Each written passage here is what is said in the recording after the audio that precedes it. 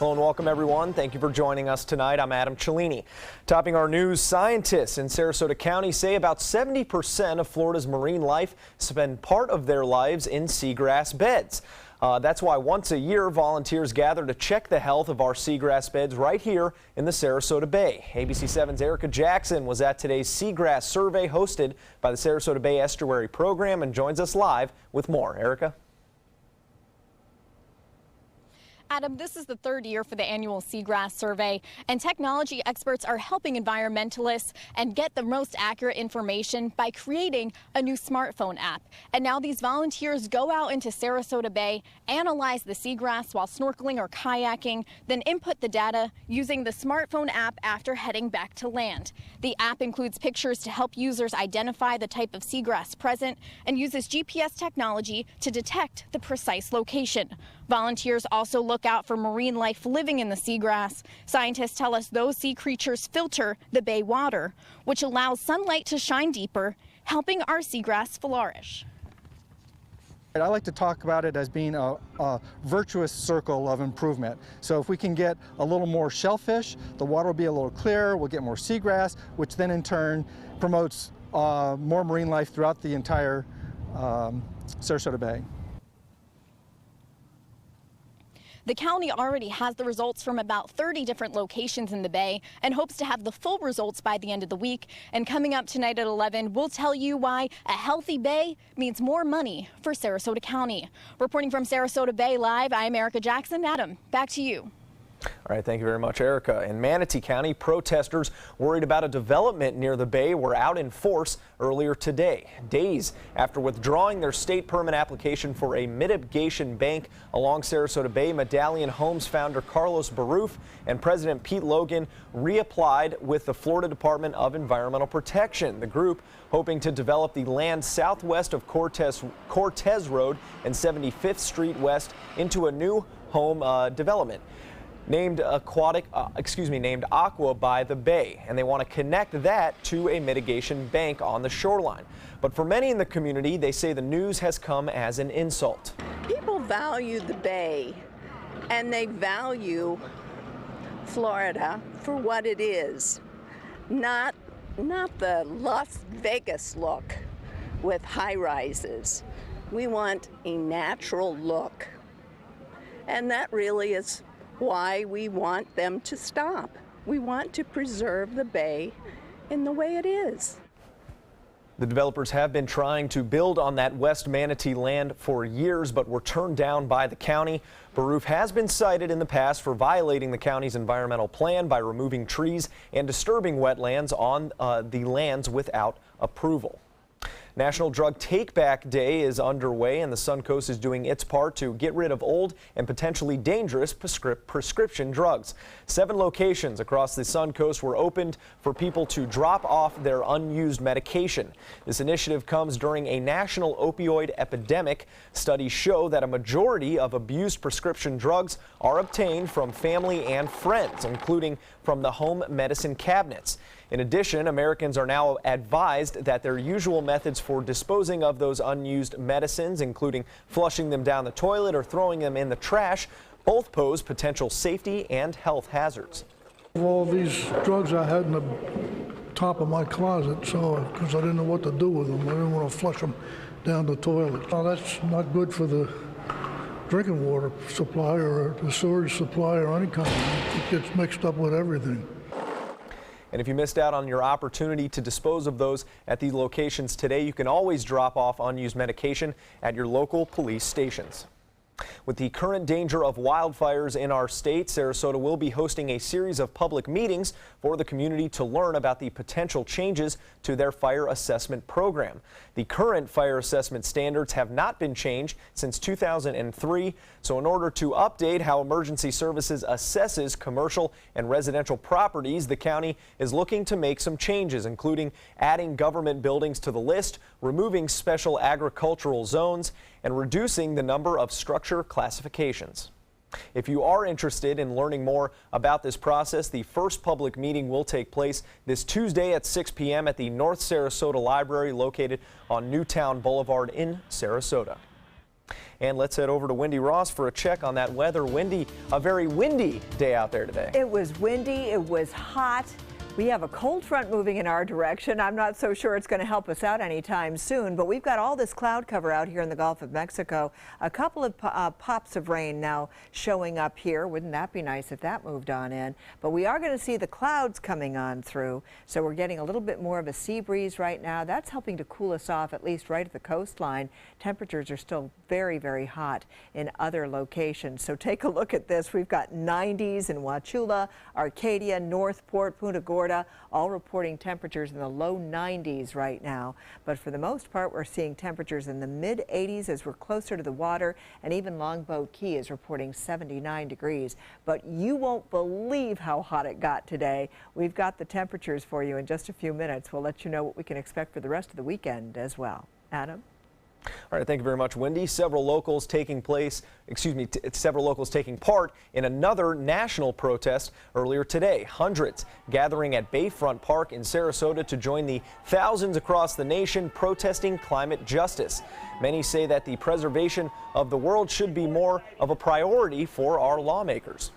Affects everyone, and just an awareness, a global awareness that we need to stand up for our planet and fight for a clean space to live in, and where our children are going to grow up, and so diversity is the sign of a strong ecosystem. In a forest, you know, the most diverse and strongest ecosystem is the one that survives.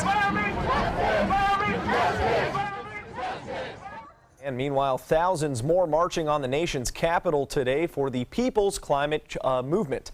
Demonstrators hit the pavement from the Capitol building all the way to the White House, protesting President Trump's climate policy. Today is a critically important day to send a message to the president that the public is against all that he's doing to destroy our clean energy economy, to roll back clean air and clean water protections.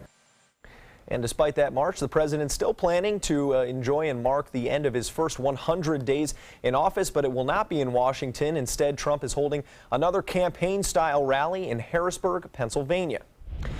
And with more on that rally, ABC's Maggie Rowley has a look at the accomplishments and roadblocks so far with the president, along with the challenges ahead.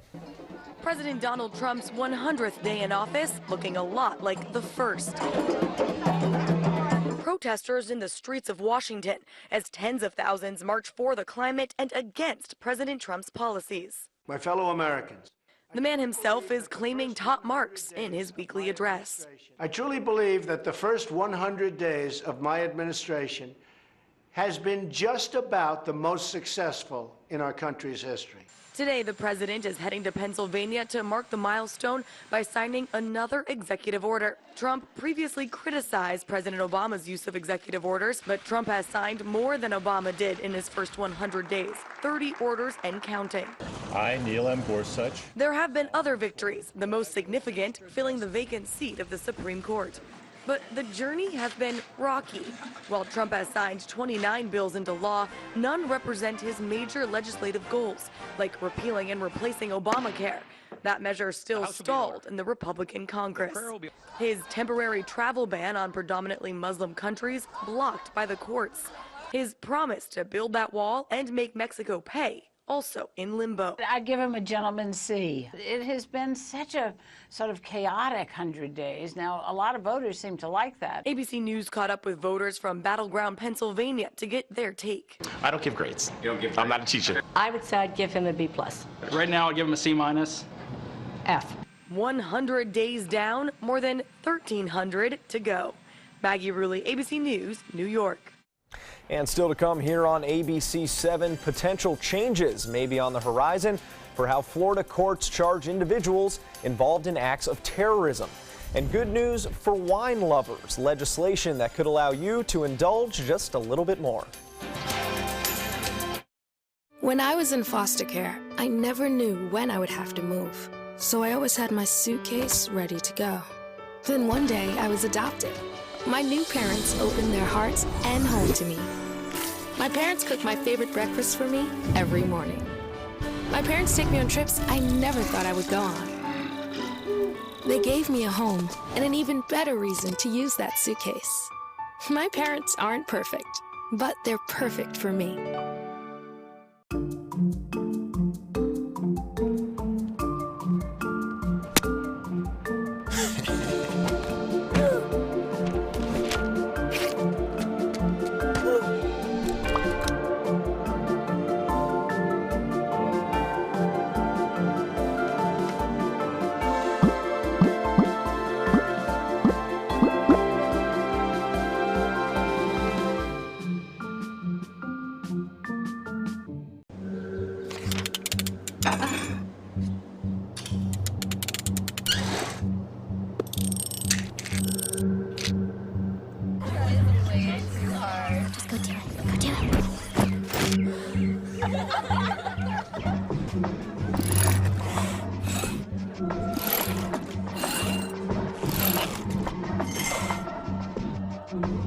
If you're not in control, then who is? Live above the influence. Monday on ABC 7 News at 7. FedEx and UPS does a good job about stopping a lot of these drugs they screen, but the Postal Service has not done as well of a job. Opioids by mail, deadly fentanyl and carfentanil are fueling the spike in overdoses on the Suncoast. But is there a way to cut the trafficking pipeline? I'm Alan Cohn. Find out how Congressman Vern Buchanan is leading the fight. Monday on ABC 7 News at 7. Your Suncoast News. We're here for you. If you're only hungry for a slice of apple pie, why buy the whole pie? And you certainly wouldn't want to pay for an all-you-can-eat buffet. So if you don't use your cell phone that much, why get charged for a plan that's too big or even an unlimited plan? Luckily, there's still a wireless company that shares your values. Welcome to Consumer Cellular. Our average customer pays about $25 a month for everything they need. Many pay even less, as plans start at just $10 a month. You'll get a straightforward bill that's easy to understand with no surprises and all the attention you deserve from our friendly customer service team. No wonder Consumer Cellular received a J.D. Power Award for highest customer service. Plus, if you're an AARP member, you'll receive special discounts. It's easy to switch. You can even keep your phone and your number. So stop paying for more than you need and switch now. For a limited time, get your first month of service free. Call 800-457-2317, go online, or visit a Target store today. A growing drug culture in Florida colleges sparking a call to action this afternoon. Manasota 88 hosting a seminar at the Selby Library to discuss current mental health care being provided to students at colleges and universities, and to further discuss the risks of drug treatment in healthcare. Guest speaker Robert Whitaker has authored 5 books on the history of psychiatry. He says he has found a large number of students suffering from mental illness are coming into college with a prescription, and the way mental illness is being presented is growing a drug culture among that population. Where other people now say, well, my friend is getting it, let me get an antidepressant, or let me get a stimulant, etc. So, yeah, the overdiagnosis and overuse of prescription drugs is, I think, a big problem in universities, and it's just introducing kids at a vulnerable, time in their lives to think that drugs provide solutions. A report by the Tampa Bay Times released earlier this year found that 10 of Florida's 12 state universities have failed to meet recommended staffing levels for counselors. And over the last 6 years, student counseling clients have jumped nearly 50%. Florida is taking steps to create new criminal offenses to combat terrorism. On Friday, the Florida House unanimously passed a bill that would create 5 new criminal offenses for people who commit acts of terrorism. Under the new measure, the use of military-type training provided by a foreign terrorist organization to harm someone would be a first-degree felony offense. It would also make a first-degree felony offense to provide resources to terrorist groups, and it would be a second-degree felony to join a foreign terrorist group.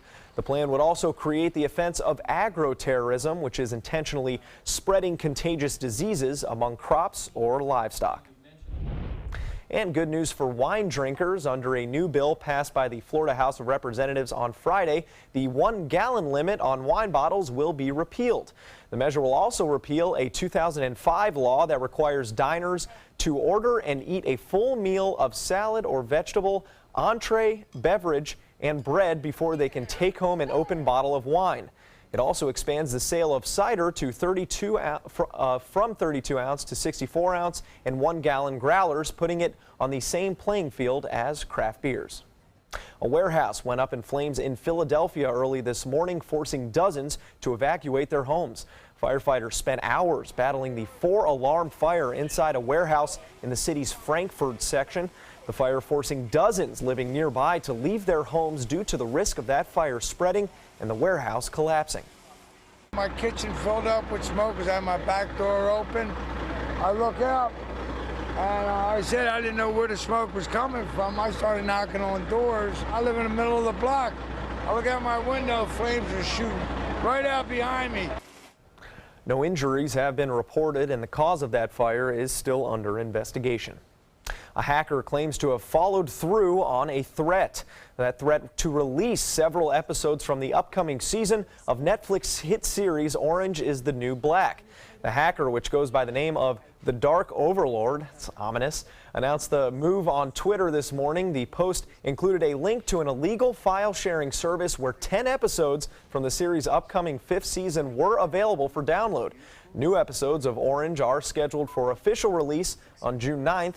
The hacker had been demanding that the video streaming service pay an unspecified ransom in exchange for not releasing those episodes prematurely online. The Bahamas Ministry of Tourism expressing its deep disappointment today in how a music, art, and culture festival imploded, leaving hundreds stranded and angry.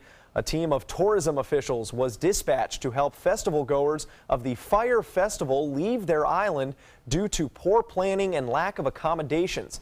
The multi-day event promised guests a chance to let loose and unplug with like-minded people, but it was canceled at the last minute on Friday after many people had already arrived and spent thousands of dollars on tickets and travel. And I don't know if you've seen the footage, Wendy, from that, but they were promised some VIP villas and ended up with like tents and sandwich, like build your own PB&Js, and oopsie, not exactly what was advertised. Not exactly luxury, that's for sure. Yeah, to some maybe. It was warm. It was warm. It looked like it was warm. Yeah. But it wasn't hot. No, it wasn't hot because we had all the heat right here in the state of Florida. Take a look at these temperatures. These are the high temperatures today. And if you see Tampa reported a record high of 95 degrees. But wait, there's more. Take a look at what we saw across our area. Bradenton, Sarasota, 95 degrees. Punta Gorda, 95, 93 in Mayaca City and Parrish. Venice reporting 91 and Englewood, 92 degrees. Oh boy, but that wasn't the official recording. No. At the airport, we got up to a high of 96 degrees today. Can you believe it? And take a look at this. There was a record set last year of 92 degrees for the year 2016, and look where we're supposed to be. Far cry from normal. So we are looking at those very hot temperatures around the state right now, and you can see that we still have some 90s on the map at this hour. It's 94 degrees in Tampa, 91 in Fort Myers and down in Naples as well. And for our area, we have cooled off. We've gotten a little bit more of that sea breeze. That's helped to cool us off in Longboat Key, Siesta Key. Temperatures at Bradenton, Sarasota, we're looking at 86 and 85 degrees here. But Parrish, Mayaca City, Arcadia, all the way down through Northport and Punta Gorda, you are still in the 90s at this hour. So it's just been a hot day, a hot evening, and temperatures right now at the airport, 85 degrees. The dew point is up there. The humidity is at 57%. And those winds, they're starting to pick up as well. They're coming in out of the south-southwest at around 13 miles per hour, and we're starting to see some cloudy conditions as well. So what's going to take place later on? We're going to see hot temperatures for the rest of the day, of course. We've got increasing clouds coming on in, and we are looking at no rain forecast for this weekend. Now we may see some of these clouds coming on through because what we have is we've got a cold front back here across the central part of the country along with this low pressure system, and we've got this entire system starting to move in our direction, and so we've got the cloudy weather coming on in, and we are going to be seeing cloudy conditions throughout the morning hours. That will help to keep our temperatures down for tomorrow. And we're already starting to see these clouds out here, some light rains popping up right now. And so far we haven't seen anything moving on in for the most part, but we're going to get some of this cloudy weather for tomorrow. That'll help to keep those temperatures down just a little bit. And you can see we're not going to see much in the way of rainfall throughout the day tomorrow, but on Monday we start to see these rain showers forming out here with that cold front coming on in, and we will see some showers developing starting on Monday. But this is what it looks like for us today and tomorrow. Windy conditions on Sunday. Monday we have a 20% chance of rain, and the wind stays with us as well. Temperatures cooling off just a little bit. Adam? Now, sports.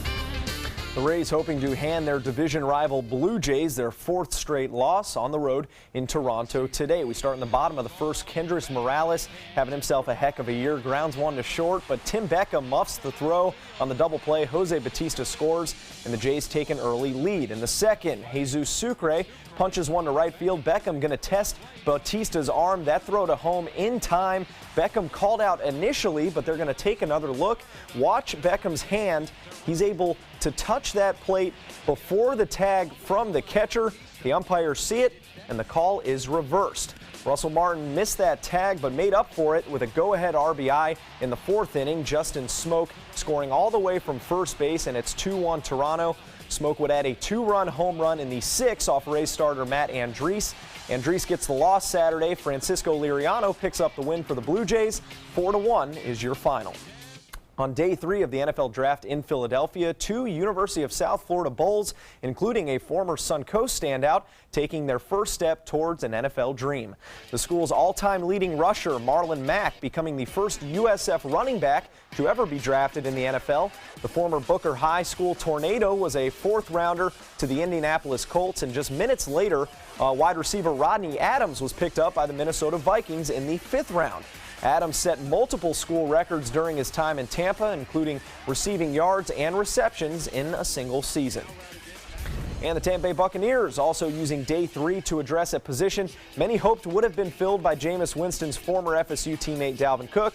That obviously didn't happen. The Bucs selecting Boise State running back Jeremy McNichols in the 5th round. Now, McNichols is a long shot to replace starter Doug Martin in the backfield, but we learned last year you can't have enough depth at that position. 4 different running backs went down with injuries in 2016 for the Bucs. And Doug Martin will miss the first 3 games this year following a suspension for violating the league's substance abuse policy. More to come here on ABC 7. Stay with us.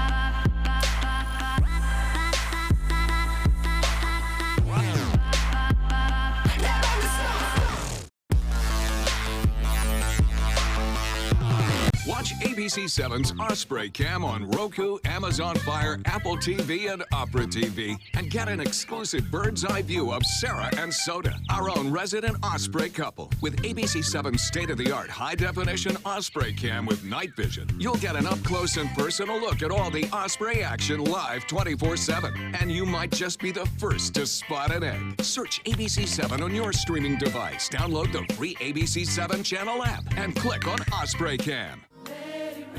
On the next Black Almanac. Although the term revitalization can carry loaded connotations, many remember urban renewal projects of the 60s as Negro removal by another name. Now Newtown residents are beginning to question the Ringling School of Art and Design's eastward march into the community. Is this what gentrification looks like?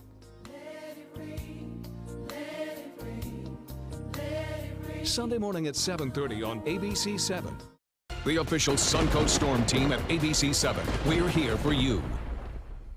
What Florida city is best known for spaceflight? Cape Carnival. Cape Carnival? Close enough. What condiment includes vinegar, molasses, and anchovies? Westchester sauce?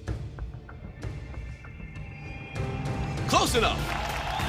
And now, a word from our sponsors. One-off from the Florida Lottery. Now available for pick 2, 3, 4, and 5 games. Miss by 1 on any or all numbers and still win. For years, I told everyone my Craftmatic adjustable bed was the greatest until I got the new Craftmatic Legacy. It has an adjustable pillow feature that's awesome. You're gonna want one too when you see how little they cost. If you've ever had a bad night's sleep, call and price the new Craftmatic Legacy. It has so much more than other adjustables and still costs up to 50% less. Featuring a rising adjustable pillow rest, bedside power plugs, underbed night lights, and more. Available in all mattress types with optional heat and soothing massage for as much as half the price of Tempur-Pedic, Sleep Number, and other adjustables. Enjoy temporary relief of low back pain, nighttime heartburn, mild arthritis. Adjust the rising pillow feature to help align your head, neck, and shoulders. See for yourself with our 30-day in-home trial. So call and price one today for less, up to 50% less. You get so much more and it still costs less. You gotta see how little they cost. Call 1-800-237-0214. That's 1-800-237-0214. Call 1-800-237-0214. Call now. The DeSoto Heritage Parade underway tonight in Manatee County. We have some shots of that event, which kicked off just a short while ago from Manatee High School, and they are now working their way east on Manatee Avenue towards downtown Bradenton. Now, last year, organizers estimated a turnout rate of 200,000 people.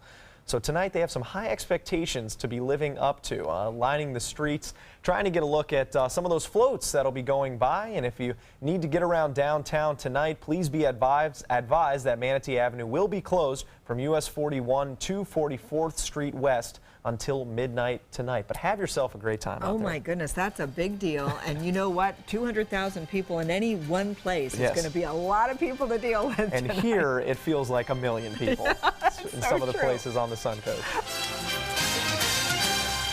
This is your brain. This is drugs. This is your brain on drugs. Any questions? Yeah, I have questions. Prescription drugs aren't as bad as street drugs, right? Weed's legal, isn't it? Drinking is worse than smoking weed. Isn't it? Why is heroin so addictive? Molly just makes you feel happy. I have questions. Mom? Dad, did you ever try drugs? They're going to ask. Be ready. Go to drugfree.org. A message from Partnership for Drug-Free Kids.